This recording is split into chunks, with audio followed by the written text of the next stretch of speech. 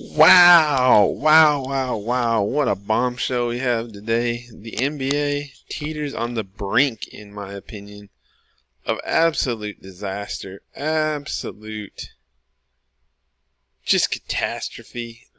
In a sense, I'm gleeful about it almost. It's just crazy. 3 Game 5s postponed, all that. This is on August 26th. You see the headlines. 3 Games 5s postponed after Bucks won't take the floor, blah, blah, blah. I have several thoughts about this. First off, the reason this is happening is because the NBA players, the NBA is basically a big anti-LeBron James conspiracy. They don't want him to win more titles to challenge Michael Jordan's legacy. They have to protect Jordan because he wasn't good enough on the court, so he needs other people to protect him. They do not want LeBron to win his 4th title. And he has a great chance at it right now, and he's getting older by the day.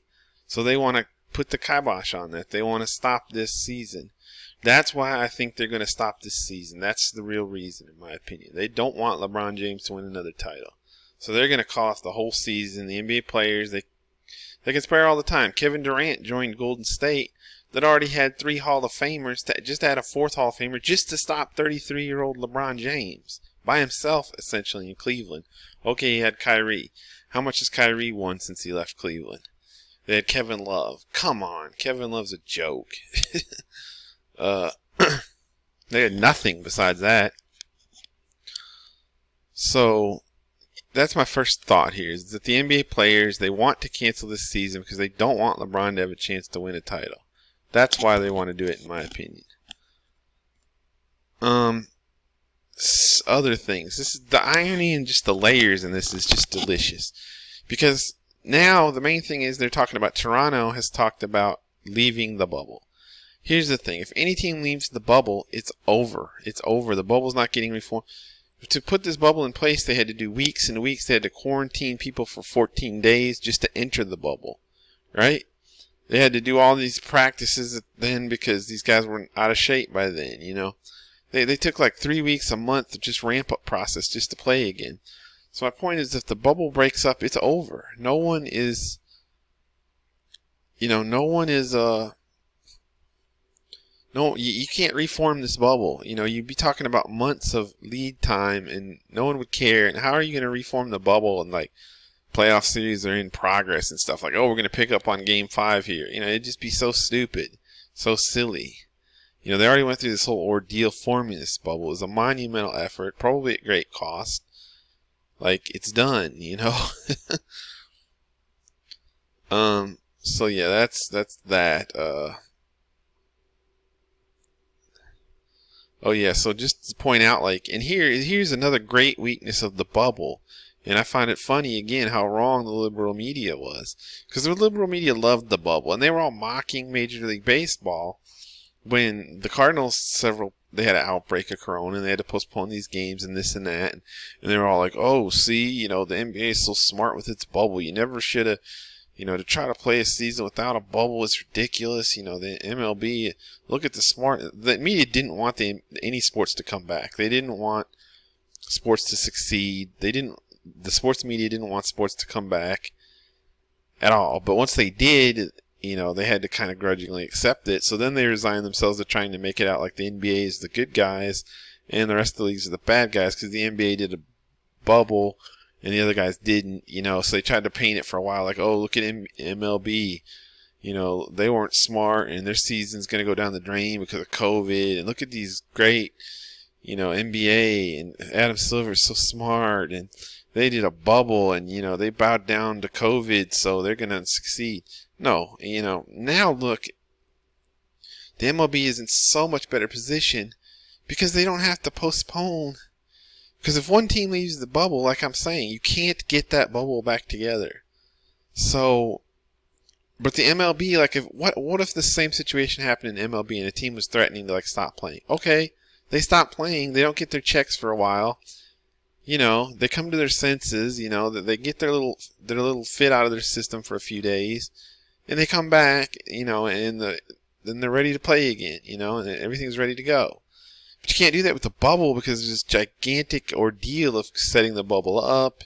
Once you compromise the bubble, then it's a gigantic ordeal to go back in. You see what I mean? There's no, like, if this was a non-bubble situation with the NBA, they'd be okay because, the players couldn't really hold out indefinitely. They have to come back and play sometime. The bubble is what puts all this under strain. The bubble is really what's hanging like a sword of Damocles. I probably said that wrong. Over Adam Silver's head right now, Because if Toronto or any team just decides, hey, we're leaving, then it's over. It's over. The whole NBA season's down the tube. They have to cancel everything, period. And so what then? I mean, the layers here are just crazy. So then the last thing Adam Silver said was they were originally planning to start the next season on December 1st, but he recently came out and said, well, we may not start on December. We're not going to start on December 1st because we're going to try to go ahead and get fans back in arenas. We don't feel it'll be ready by then. So we're going to, I'm sure they didn't necessarily mean 100% full fans, but if you can get 20% fans, a lot of states are already allowing fans, Texas, the more red states are already allowing at least some fans. They're talking about allowing some fans, like at football games and stuff, like maybe 20-25% in the stands, that kind of thing. At least to start, and then maybe ramp up from there if things go safely, all that business. Well, so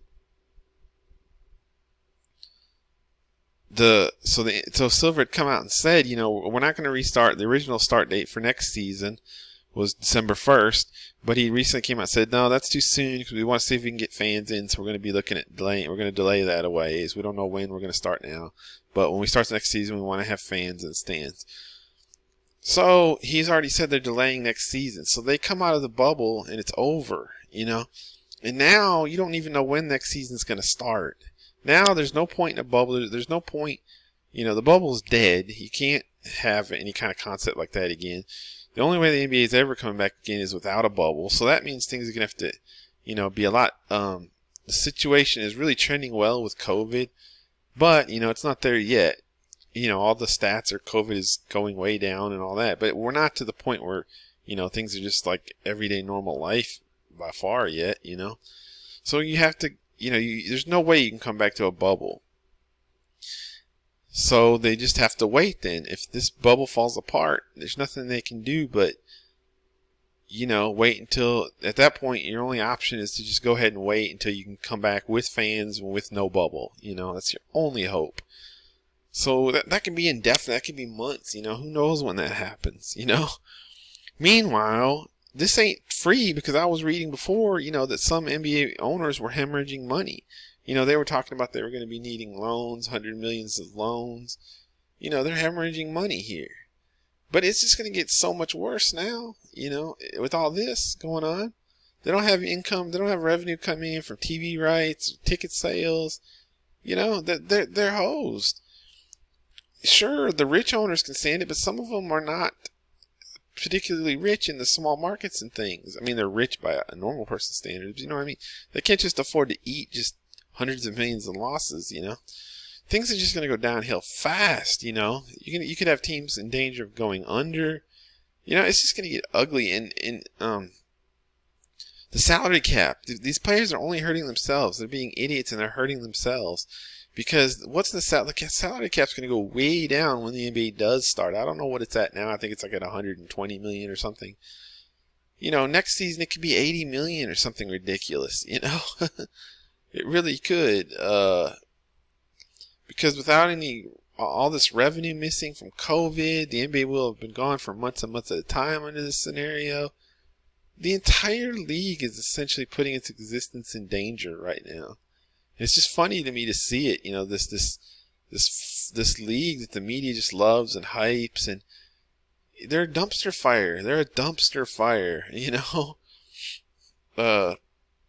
And Adam Silver deserves some of this blame because first of all, I keep thinking in this whole thing, like David Stern never would have allowed this to happen. I don't know it's easy to say that, and I don't know what he would have done different, but, Silver's just wishy-washy. He's not a strong commissioner. And, his season's on the brink right now. He's toast, I mean, I'm not saying he's going to get fired as commissioner or whatever. He ought to, but I doubt he will if this goes bad. But, he sat there and courted the left, and he courted the BLM and all that. And now it's going to rise up and it's going to eat him, He is in trouble. It's going to eat his league. This has got to be one of the toughest challenges ever facing the NBA. Now, do I honestly think the NBA is somehow going to go out of business? No, but you know what I mean? That just this could set it back a long way. This could really, if this bubble falls apart, it's just an absolute debacle. It's an absolute debacle, and that's got to go on Silver. If I was the owners, I'd get rid of him. I mean, I thought about it. As much as I like to play politics, and I don't like Silver because he's a wishy-washy liberal. And I thought about it, though, and to be fair to him, he didn't have a choice but to do. And I sat there and said the bubble was a bad idea. I didn't say it beforehand necessarily. I didn't really have a feeling on it, but I just thought it was funny that the media just beloved this bubble. And the bubble is what's going to take the NBA down, to make no mistake about it. Because if there wasn't this bubble situation going on, they could weather this. They could, okay, sit a few games, get it out, guys, and then let's come back, it would have happened. But now you can't because the bubble, the bubble is just dead. The only thing I was thinking they possibly could try to salvage the season is if they thought they could come back in a no-bubble environment like the MLB has right now. As if the bubble breaks up, Toronto gets mad and leaves or whatever, if there's any interest in coming back, which I doubt, because how's Toronto going to leave the bubble and then come back to a non-bubble situation? But that's the only way the NBA could do it, is if they could restart the season, if the bubble collapsed, which right now seems likely. If the bubble collapsed, then the NBA could only come back to a no-bubble to finish this season, quickly. Which, they could do these rapid tests and all that if they're available yet. I don't even know. It would help a lot. They supposedly, the NBA developed these tests that are like instant saliva tests instead of these taking a long time down your nose tests, But anyways, but yeah, I just don't see it. And here's the thing. You can't count on the players ever again if you're the NBA. What's to stop them any time that a black person gets shot by police? This could happen next playoffs. This could happen, they can stop the season at any time now. You can't count on them if you're the NBA. Here's the thing that they got on the players that's going to cancel out this players is money. It's always about money. It's always about money, And these players, they're all rich, so they don't care about the money right now. But watch them paychecks start drying up when you're not playing anymore. And there's no NBA to pay your salary, because there's no product, because you're the product, players. So, watch. The only thing that's going to scare these guys is money, And the rich guys like LeBron, I'm looking at Giannis Antetokounmpo on the screen there. Luka, these rich guys don't care, but the players that are, only making $500,000 a year, fill out the roster, the like 10 through 15 guys on an NBA roster, they're probably scared to say anything, but they're probably already worried. Like, there goes my salary, I don't know how the salary's working out in the NBA. I don't know what they're getting paid for these bubble games. I don't know, how that affects their salary. I had the impression that they weren't getting paid that much for these games, So in that case, that's why they can probably be so free to boycott, because hey, it doesn't really affect them that much. They're going to get paid either way. But I think, during this boycott, I think the COVID, I think they were getting paid too, most if not all of their salaries. But you got to stop that, Stop paying these guys. They're going to start paying attention real quick, because everybody wants to talk about how it's all about money all the time. And it bugs me, but they always want to talk about it only as a negative towards what they don't like. But they don't realize it's always that way. Like, the NBA players, everyone's like, oh, they're for social justice. You start threatening their checks, and you're going to find out, quick how much they care about their pocketbook and how much they care about social justice. And let me tell you what, social justice is going to finish a distant second. So, everybody likes to point out the NBA is all about money, the corporations are all about money. Everybody's all about money, okay? The NBA players, too. Whatever side you think is somehow virtuous and not all about money, they are all about money. 99% of people, anyway. This really bugged me because I was listening to debate on Fox Sports Radio, which has some of the worst radio hosts in the world. And these idiots, Brian Noe and Andy Furman, were on in the morning. And they were talking about, oh, the MLB's going to get, season's not going to make it, I'm sure of it. This was like a week ago. This wasn't long ago. And I was like, what are they talking about? Like, the Cardinals were set to start playing again. And I was just like, what are you talking about? And sure, of course I was right. Or, logic was right. I'm not trying to say I was the only one thinking that the MLB is doing fine, And they were like, oh, it's definitely the MLB's not going to make the 3 season. What are you talking about, dudes? What are you talking about, Because somebody tests positive corona. Corona's basically the flu, you idiots. It's the flu for anyone under age 50, I'm sorry. You don't like that fact, but it's the fact. So who cares if a bunch of baseball players get corona? It's good. It just makes them more immune in the future. I've said this all along, and no national host could say this.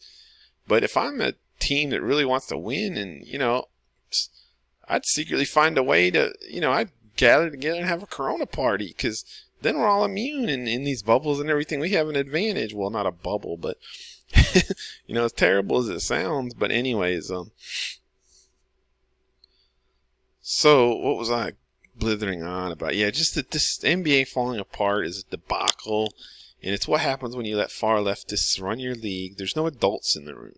I mean, there's one phrase I kind of come back to about why I'm a conservative in general. Because we're the adults in the room. Not everything can be free. Not everything can be do how you feel. Follow your heart. There's a cost to everything. And this is what the NBA, they think everything's free. They think follow your heart. Social justice. Yeah, well, how's social justice playing when you can't pay your rent, buddy? That's what these guys are going to learn, And I'm not diminishing social justice as a concept and all that, Nobody's against that, but it's misguided in the case of BLM in most cases. But as a general concept, nobody's against racial equality and all those things. It's just that, just losing my train of thought, of course, like I often do. I probably should script these videos. I'm honestly thinking about scripting them, at least writing down the main topics I want to hit, because that would help me. Not exactly writing out a word-for-word script, but just writing out the main point I want to hit before the video. But yeah, so I just think this NBA debacle is delicious. I think that the reason they're really doing it is to keep LeBron from winning a title.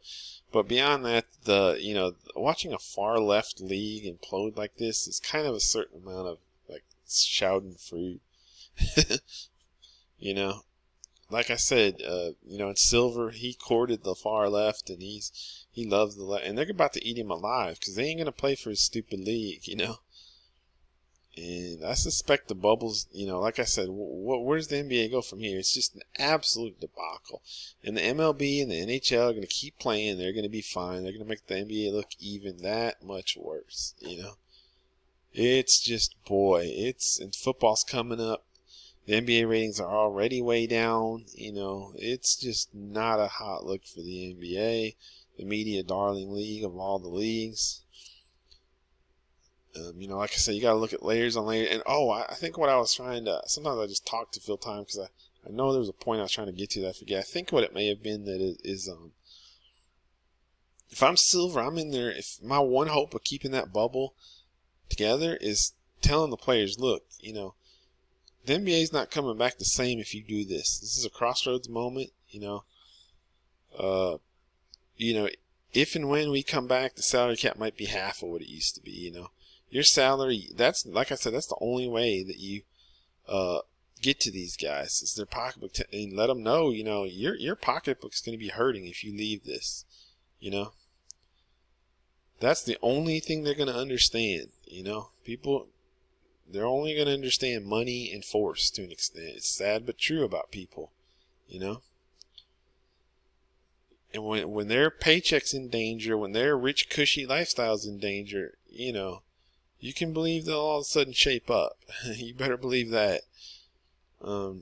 It's just the way of life. And then, I remember what I was going off on a tangent about. By Andy Noe and Brian Furman, I think it is, whatever, Brian Noe and Andy Furman on Fox Sports. And they said, one of them, Brian Noe, was all like, they can't play college football, blah, blah, blah. which is ignorant. But and he was like, because it's all about money, and the problem is these leagues know that they think that if players catch corona, they're going to be sued by the players later on in life who have heart conditions, and it's going to cost them millions of dollars, and it's all about money. But I was thinking, you know what? It's also all about money for those players, because a lot of those players are going to be suing that want the millions of dollars. They're not really probably going to be, have massive coronavirus you know what I mean? They want the money too. That's why they're going to sue in 30 years, It's not about their health, or, you know what I mean? It's hard to explain, but like, he was saying that the reason a lot of the Big Ten didn't want to play was because there was concern that people who catch coronavirus can have heart problems further down the line. And that if the Big Ten played and its players caught corona, they could be liable. If these players had heart issues down the line, they could sue them for millions of dollars. And I'm like, but those players suing would not really be in bad way, in my opinion. And they would probably be, making it a lot worse than it is. And I've seen this all the time in my life, so don't say it doesn't happen. Like, I've known dudes who are in the Army, and they get paid by the Army to do nothing because they have, like, this one particular one I knew had, like, a back issue. And he would just openly, tell you how he was faking it, He'd say, like, I'm going to go in there to that, I got another meeting with my Army doc, for my disability or whatever. Look, he'd make fake, ow, ow, and, oh, my back's feeling really bad, He would just openly tell you he's faking it. He's going into the Army doc. Oh, doc, my back feels rough. I'm going to need another year, or whatever it may be, paid to sit on my butt, I mean, so I guarantee a lot of the people with quote unquote heart problems, maybe some would have real problems. I'm not diminishing that, but would be just faking to get the big lawsuit, or, maybe they're a little hurt, but under any real circumstances, they would be fine. They just continue on with life, But when there's millions of dollars. So my point was, it's always about money. It's about money for those people suing the Big Ten, the hypothetical future suers. But, Brian Noe would never mention that. He'd just talk about, the Big Ten just wants to play because of money. Blah, blah, blah. Well, that the people who are going to probably sue in 30 years over coronavirus heart damage also just want the money, Brian Noe. That's what it's all about here, money. But people only look at the side they don't like as being about money. When in reality, the side they do like is also about money. Anyways, I, as usual, got completely off topic and made a crappy video that went nowhere. But point is, the NBA debacle is going to be far-reaching, and wow, I mean, just who saw this coming? I don't know. I don't know if they can play again, because who wants to be the first one to start up again after this, Who wants to be the first one to appear to be, I'm not for racial justice, Just wow, just the drama. This is incredible. I can't wait for Brian Windhorst's podcast on it, or anybody's podcast. I've been refreshing my podcast app to all the NBA heads I listen to. Bill Simmons, even though he's really annoying. Brian Windhorst probably has the best pods. All those guys, Zach Lowe. So, alright, that's my video.